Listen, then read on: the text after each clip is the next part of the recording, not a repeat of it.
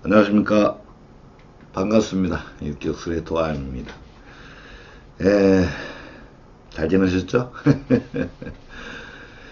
이 촬영하는 방법을 칠판에서 컴퓨터로 한번 옮겨봤어요.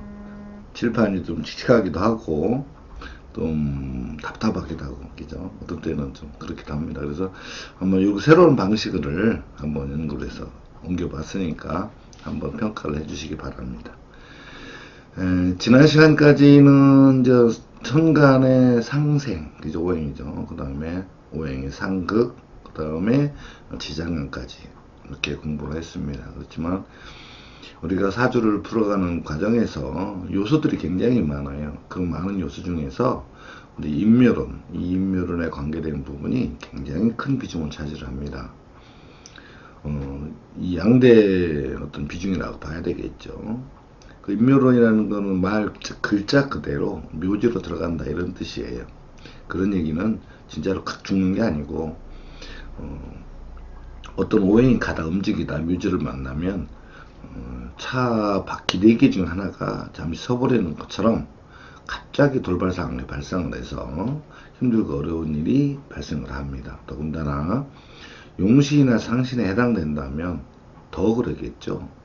수입적인 부분과 하는 종사하는 업무가 잠시 동안 좀 침체 기간을 면치 못하니까요.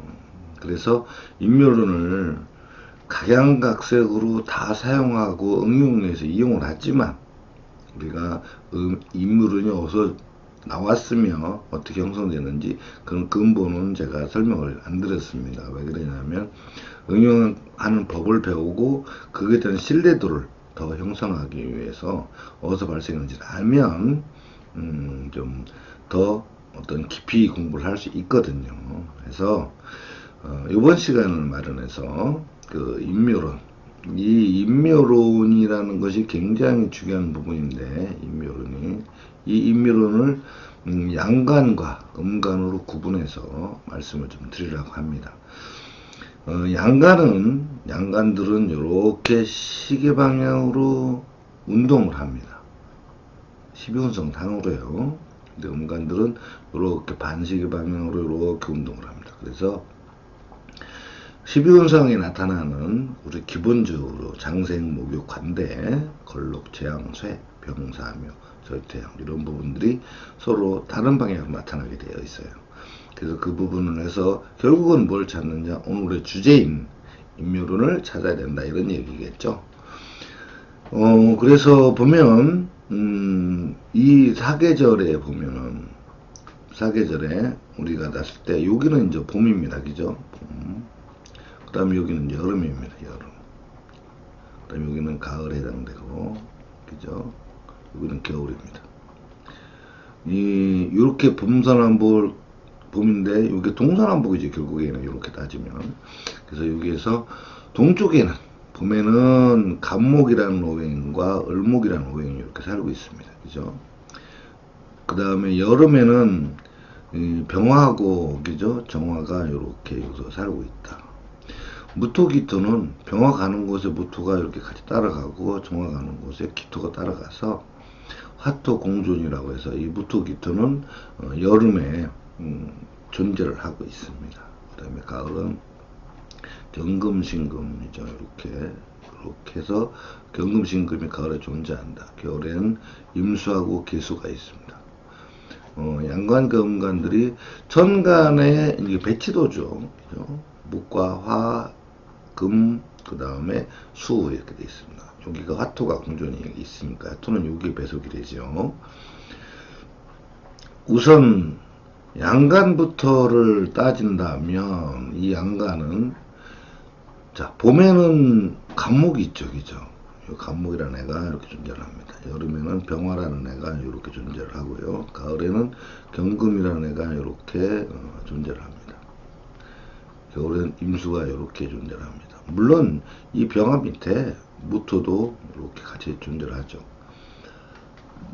이렇게 따졌을 때 봄에 여기는 목이죠. 목에 있고 여름에는 화갑니다. 화기죠. 가을에는 금이고, 그죠? 여기는 수가 되겠습니다.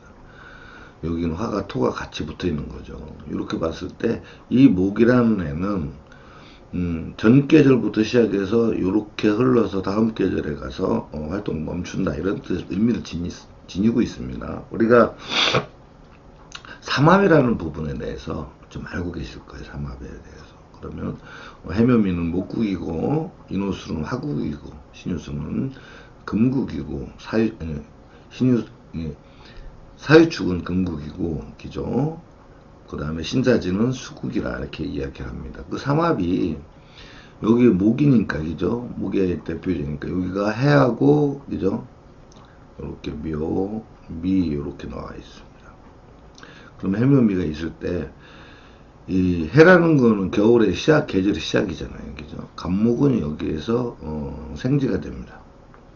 생지가 되고 그 시작을 한다는 거죠. 그래서 생묘, 목욕, 관대, 걸록, 제왕. 그러니까 2월 달에 목이 가장 강하다는 거예요. 그래서 2월 달에 여기가 이제 왕지입니다. 왕지. 그죠? 그 다음에 쇠, 병, 사, 묘. 여기가 이제 묘지가 되죠. 그래서 미토가 우리가 따졌을 때 이렇게 묘지에 해당됩니다. 미토가 묘지. 그래서 이 묘지에 대해서 우리가 지금 어떤 근본을 채취하는 겁니다. 어떤 근본?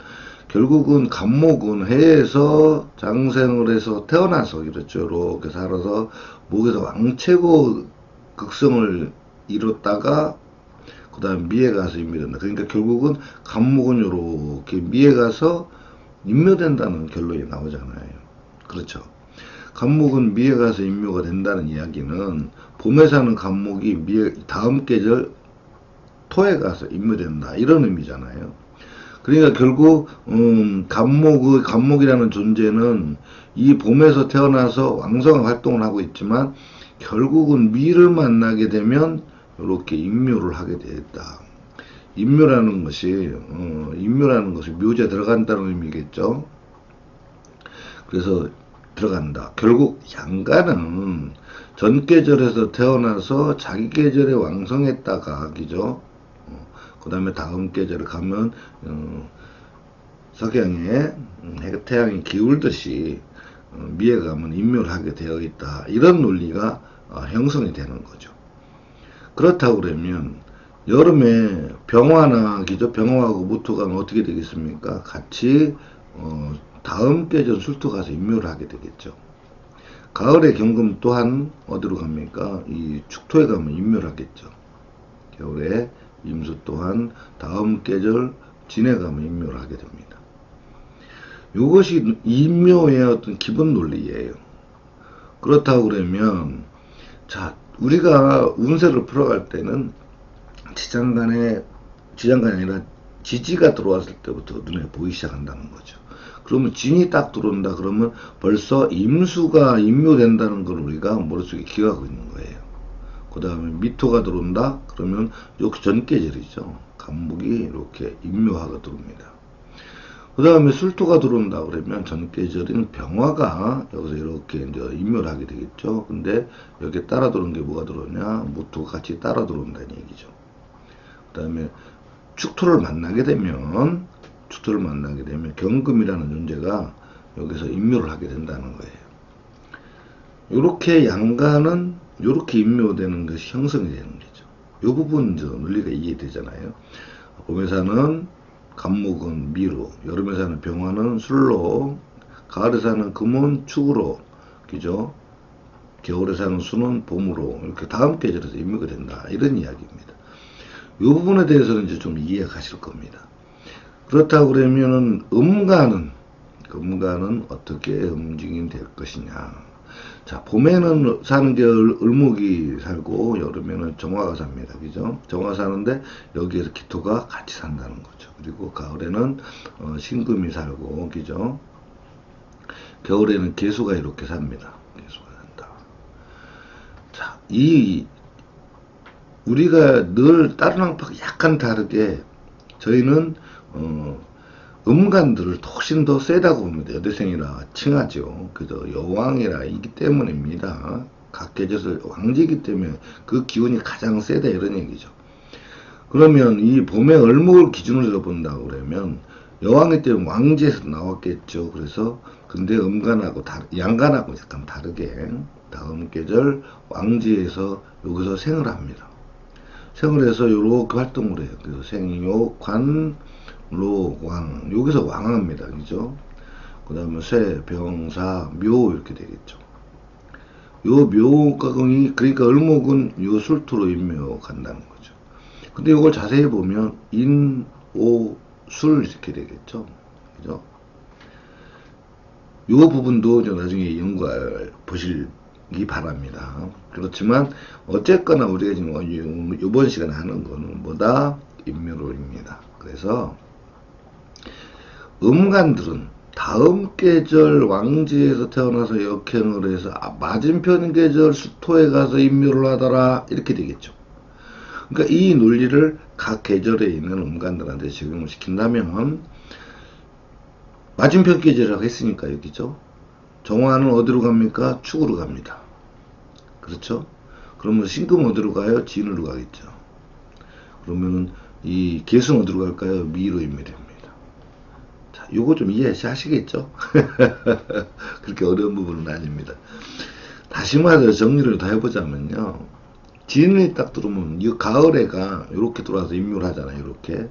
그러니까 여기가 신금이 이렇게 인묘됩니다. 그죠? 자, 미토는 겨울에 이렇게 이제 들어와서 인묘를 하잖아요. 그죠? 그래서 여기가 개수가 이렇게 인묘가 되죠. 술토 그러면 봄이 이렇게 들어와서 이제 인묘될 거 아니에요. 그래서 여기가 을목이 인묘됩니다. 그죠?